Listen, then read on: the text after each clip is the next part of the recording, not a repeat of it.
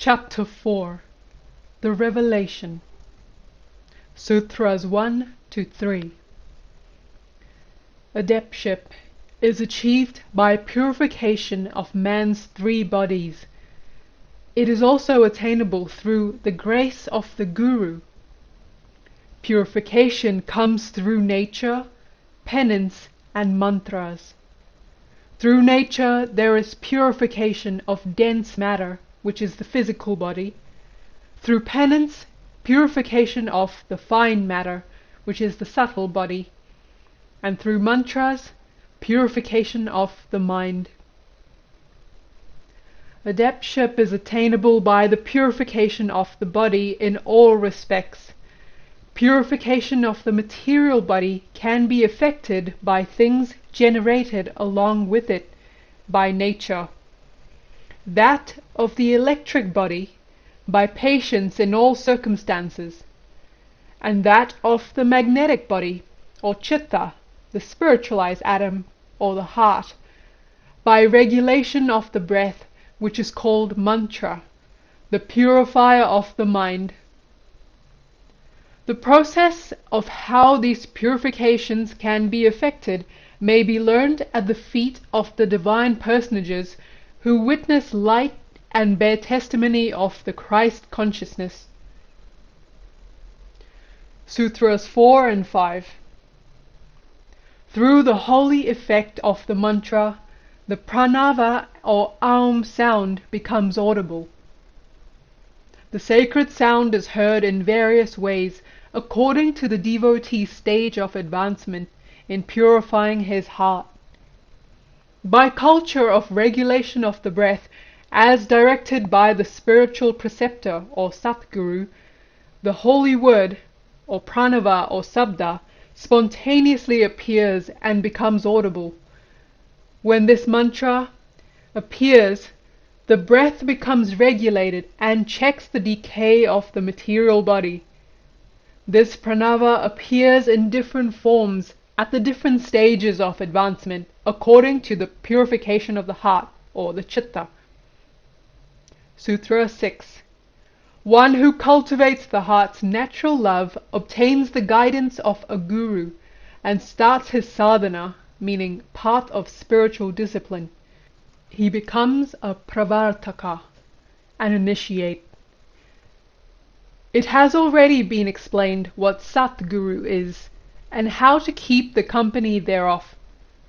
Man, when endowed with the heavenly gift of pure love, naturally becomes disposed to avoid the company of what is asat, and to keep the company of what has been described as sat.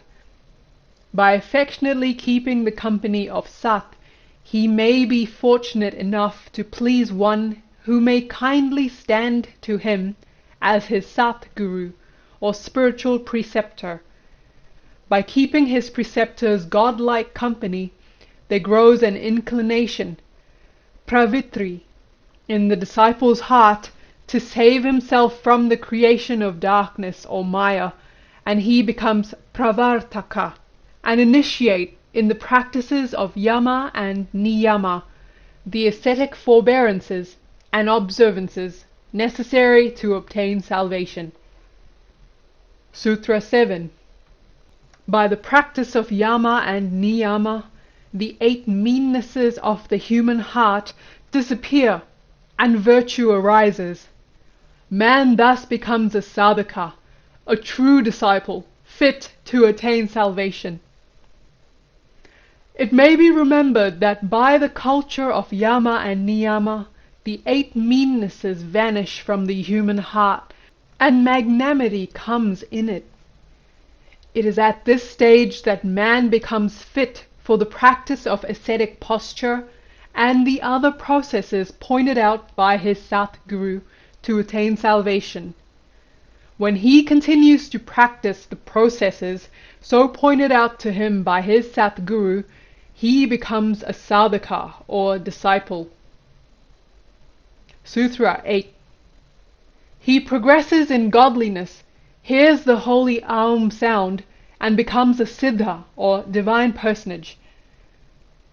On reference to chapter 3, it will be found how a disciple, while passing through the different stages, becomes able to conceive the different objects of creation in his heart, and how he gradually advances through the states of meditation, and how, ultimately, by concentrating his attention on the sensorium, he perceives the peculiar sound, pranava or sabda, the holy word, at which time the heart becomes divine, and the ego, ahamkara, or the son of man, becomes merged or baptized in the stream thereof, and the disciple becomes siddha, an adept or divine personage. Sutra 9. Then he perceives the manifestations of spirit and passes through the 7 patala lokas, or centers in the spine, beholding the 7 rishis. In the state of baptism, or bhakti yoga, or surat sabda yoga, absorption of the ego in the holy sound, man repents and withdraws his self from the external world of gross matters, or bhuloka, and enters into the internal one of fine matter, the bhuvarloka. There he perceives the manifestation of spirit, the true light, like 7 stars in 7 centers, or astrally shining places, which are compared to 7 golden candlesticks. These stars being the manifestation of true light, the spirit, are called angels or rishis, which appear one after another in the right hand of the Son of Man, that is, in his right way to divinity.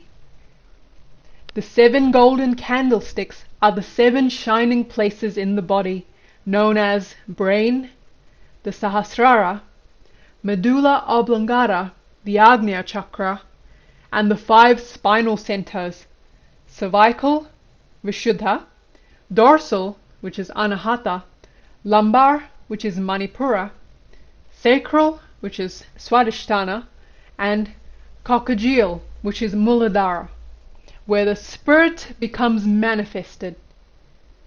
Through these 7 centers or churches, the ego or Son of Man passes toward the divinity.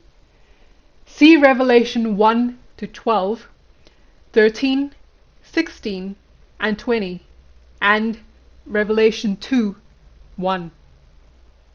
And being turned, I saw 7 golden candlesticks, and in the midst of the 7 candlesticks, one like unto the Son of Man, and he had in his right hand 7 stars. The mystery of the 7 stars which thou sawest in my right hand, and the 7 golden candlesticks. The 7 stars are the angels of the 7 churches, and the 7 candlesticks which thou sawest are the 7 churches. These things saith that holdeth the 7 stars in his right hand, who walketh in the midst of the 7 golden candlesticks. In this state of baptism, or bhakti yoga or surat sabda yoga, the ego, surat, the Son of Man, gradually passes through the 7 places mentioned, acquires the knowledge thereof, and when he thus completes his journey through the whole of these regions, he understands the true nature of the universe. Withdrawing himself from Bhuvarloka, the fine material creation, he enters into Swarloka, the source of all matters, fine and gross. There he perceives the luminous astral form around his heart, atom, the throne of spirit, the creator, provided with 5 electricities and with 2 poles, mind and intelligence, of 7 different colors as in rainbows. In this sphere of electricities, mind and intelligence, the source of all objects of senses and of organs for their enjoyment, man becomes perfectly satisfied with being in possession of all objects of his desires, and acquires a complete knowledge thereof. Hence, the aforesaid astral form with its electricities and poles, the 7 parts thereof, has been described as a sealed casket of knowledge, a book with 7 seals. See Revelation 4:3 and 5:1. There was a rainbow about the throne, and I saw in the right hand of him that sat on the throne a book written within, and on the back side sealed with 7 seals. Sutra 10. Then, because of yoga knowledge and power, man obtains supremacy over the 7 swargas, meaning heavens. He achieves salvation by dissolving the 4 original ideas, meaning the 4 manus or primal thoughts by which creation sprang into being. Passing through this Swarloka, the Son of Man comes to Maharloka, the place of magnet, the atom, of which the ideas of manifestation, or word, time, space, and particle, or atom, are the 4 component parts. As mentioned in chapter 1, this Maharloka represents avidya, or ignorance, which produces the idea of separate existence of self, and is the source of ego, the son of man. Thus, man, or manava, being the offspring of ignorance, and ignorance being represented by the 4 ideas aforesaid, these ideas are the 4 manus, the origins or sources of man. Sutra 11. Being thus victorious over the powers of darkness and ignorance, man becomes one with God.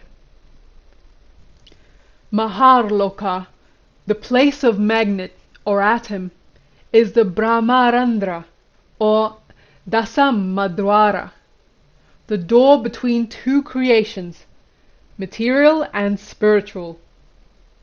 When ego, the son of man, comes to the door, he comprehends the spiritual light and becomes baptized therein. And passing through this door, he comes above the ideational creation of darkness or Maya, and entering into the spiritual world, receives the true light and becomes the Son of God. Thus, man, being the Son of God, overcomes all bondage of darkness or Maya, and becomes possessed of all Aishwaryas, the ascetic majesties. These Aishwaryas are of 8 sorts. Anima, the power of making one's body or anything else as small as he likes, even as tiny as an atom, or anu. Mahima, the power of magnifying or making one's body or anything else, mahat, as large as he likes. Laghima, the power of making one's body or anything else laghu, light in weight as he likes. Garima, the power of making one's body or anything else guru, as heavy as he likes. Prapti, the power of apti, obtaining anything he likes. Vasitva, the power of vasa, bringing anything under control. Prakamya, the power of satisfying all desires or kama by irresistible will force. Istawa, the power of becoming Issa, Lord over everything. See John 14:12. Verily, verily, I say unto you, he that believeth on me, the works that I do shall he do also, and greater works than these shall he do, because I go unto my Father. Sutra 12. Knowledge of evolution, life, and dissolution thus leads to complete emancipation from the bonds of Maya or delusion. Beholding the self in the Supreme Self, man gains eternal freedom. Thus, man, being possessed of Aishwaryas, the ascetic majesties aforesaid, fully comprehends the eternal Spirit, the Father, the only real substance, as unit, the perfect whole, and his self as nothing but a mere idea resting on a fragment of the spiritual light thereof. Man, thus comprehending, abandons altogether the vain idea of the separate existence of his own self, and becomes unified with Him, the Eternal Spirit, God the Father. This unification with God is Kaivalya, the ultimate goal of man, as explained in this treatise. See Revelation 3:21. To him that overcometh will I grant to sit with me in my throne, even as I also overcame, and am set down with my Father in his throne. Conclusion. Love rules the court, the camp, the grove, the men below and the saints above. For love is heaven, and heaven is love. The power of love has been beautifully described by the poet in the stanza quoted above. It has been clearly demonstrated in the foregoing pages that love is God, not merely as the non-bliessant sentiment of a poet, but as an aphorism of eternal truth. To whatever religious creed a man may belong, and whatever may be his position on society, if he properly cultivates this ruling principle naturally implanted in his heart, he is sure to be on the right path, to save himself from wandering in this creation of darkness, Maya. It has been shown in the foregoing passages how love may be cultivated, how by its culture it attains development, and when developed, through this means only, how man may find his spiritual preceptor, through whose favor he again becomes baptized in the holy stream, and sacrifices his self before the altar of God, becoming unified with the Eternal Father forever and ever. This little volume is therefore concluded with an earnest exhortation to the reader never to forget the great goal of life.